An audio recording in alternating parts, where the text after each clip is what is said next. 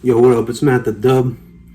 We're doing another video. I haven't done this in a while behind the track. Today, the track we're going to go into the makings of, because I'm going to release a live version, because I've just performed it live, my song Tang Slang, featuring Lo Loco.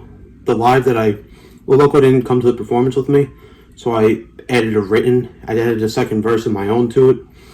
But the song Tang Slang, it's one of my favorites, and it got so much love. I literally just posted a clip of it on TikTok. It got like 800 something views, which is a lot for me. Not a lot for a lot of people, but a lot for me. And I just wanted to give an insight of how I made that song, because it was actually kind of funny. Because I'm really happy with this. One of my favorite songs. I've spit the verse at a few open mics, and it's gone over well. And so what happened was, I was trying to get Lo to come over to the crib to record an episode of the Kind of Rap podcast, which I haven't done in a while. So this song, we recorded this song a little while back. Shout out to Polo T. Polo T lost a little bit of weight. Now my shirt's fitting me again. I'm just playing with serious, but so Lo's coming over.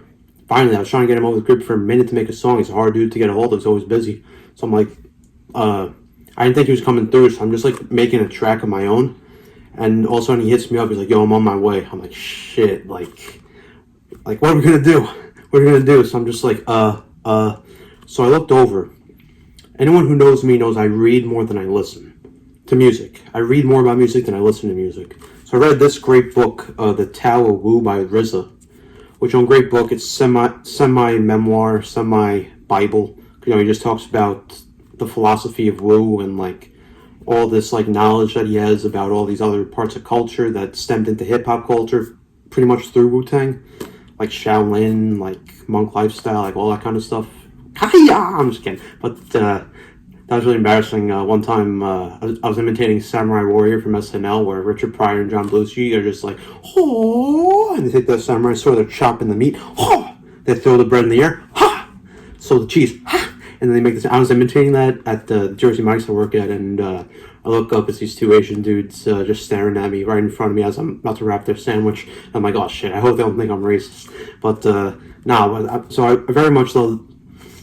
You see kung fu in comedy, you see kung fu in hip hop. Big reason we see a lot of kung fu in hip hop is because of the Wu-Tang. They really put it out there and Americanized it, even though it was already out there. Just maybe not in our white suburbs a little bit, but black youth culture in the '90s, big time.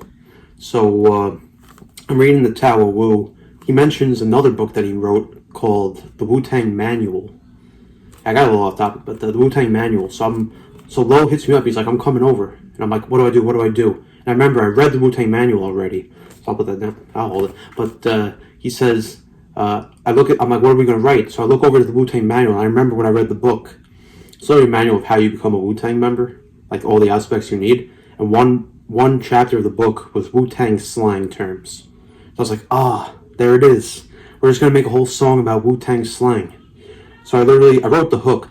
Don't hit the blunt if you can't hang. Don't talk to me if it ain't with the slang. Says she want the woo, her man want the tang. So it's like I had the hook. I wrote the hook really quick. Then the verse, I literally was just reading the book. I was like, okay, the word abbot. Okay, true abbot with the habit, microphone addict. And then I read like it said like slamma and bama. So it was like slamma of the bama and hammer. Type to get Kylie out her pajamas. That's how my whole verse came together. And then Lo, he kind of just, he freestyled this whole verse. And so, he tried to incorporate Wu-Tang in there a little bit. So he goes, we ain't none to fuck with word to Wu-Tang. Son, call me Usain. And that's really how the song came to be. It's nothing crazy. It's just going to be a short video. But I thought it was pretty cool how it came together, because I feel like it's one of my better, most slept on songs. People who hear the verse when I spit it and perform it live, they're like, oh, I didn't even know you released that. When did you release a song like this? So I'm happy to give a little backtrack to it. Truly, the song came together. I wrote that song in about less than 10 minutes. It was really quickly put together, and I think some of the best works are put together in that short time, because you're not thinking. You just have the vibe, and your brain just goes.